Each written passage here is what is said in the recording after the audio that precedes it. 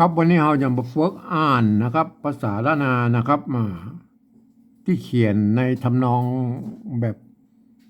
กลอนแปดสุนทรภู่นะครับมาในภาคกลางนะครับมาเปิ้นนิยมเขียนในภาคกลางนะแต่เรามาเขียนเป็นภาษาล้านนาดูนะครับ จะม่วนมอกใดกับท่านก็ลองติดตามฟังดูนะครับ มันก็มัน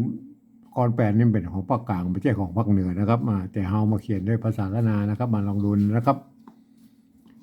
อันนี้ตัวจะนะครับ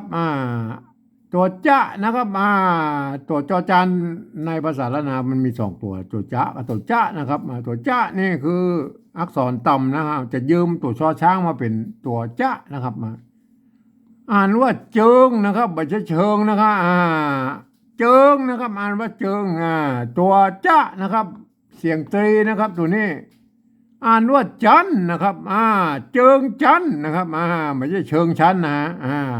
เชิงชั้นนั้นมันเป็นการเขียนภาษาปริวัติแบบที่สองแต่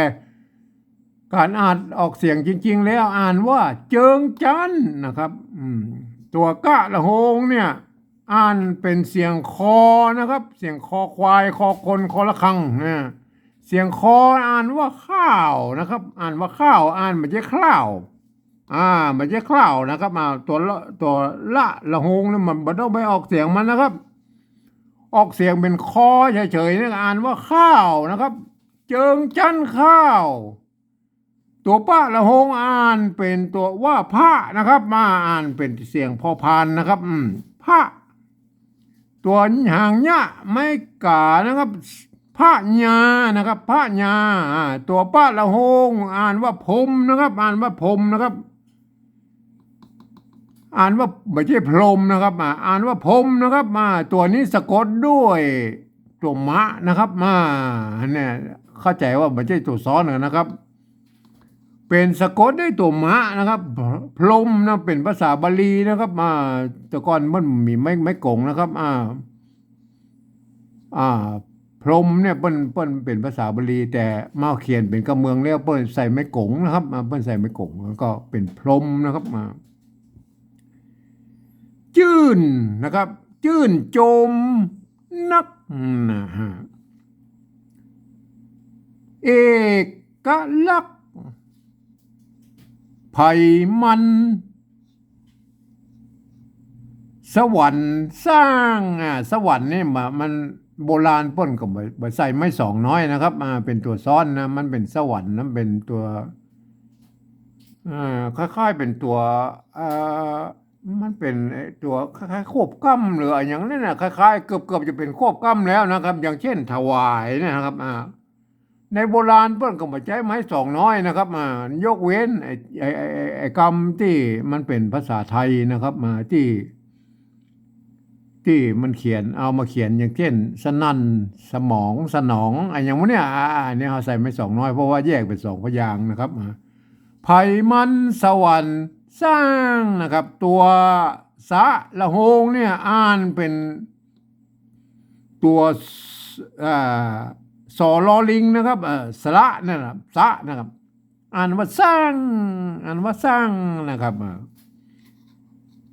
ตัวนี้ตัวจะนะครับไม่ย่อนะอ่านเสียงโทปกตินะครับอ่านว่าใจนะครับจอจางนะครับจอจานโทษที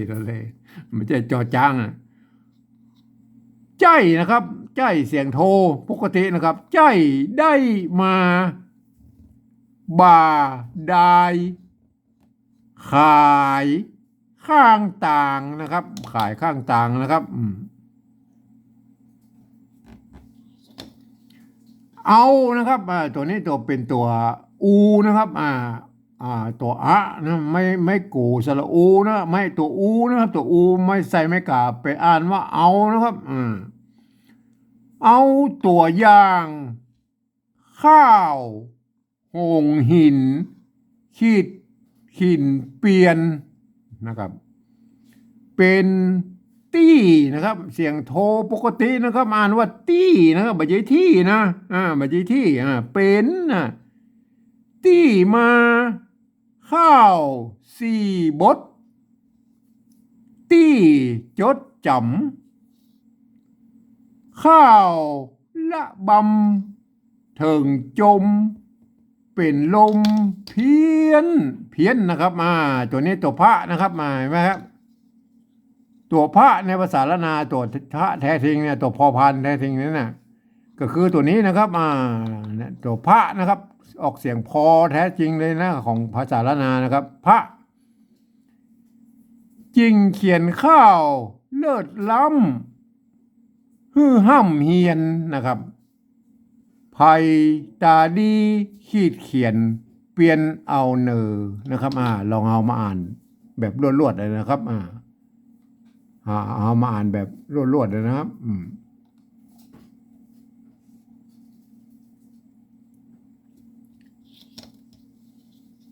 เจิงจันข้าวพระญาพรมจื่นจมนักเอกลักษณ์ไผ่มันสวรรค์สร้างใจได้มาบ่ได้ขายข้างต่างเอาตัวอย่างข้าวหงหินขีดขินเปลี่ยนเป็นที่มาข้าวสี่บทที่จดจำข้าวละบำถึงจมเป็นลมเพี้ยนจริงเขียนข้าวเลิศล้ำฮือห้ำเฮียนภัยตาดีขีดเขียนเปลี่ยนเอาเนอ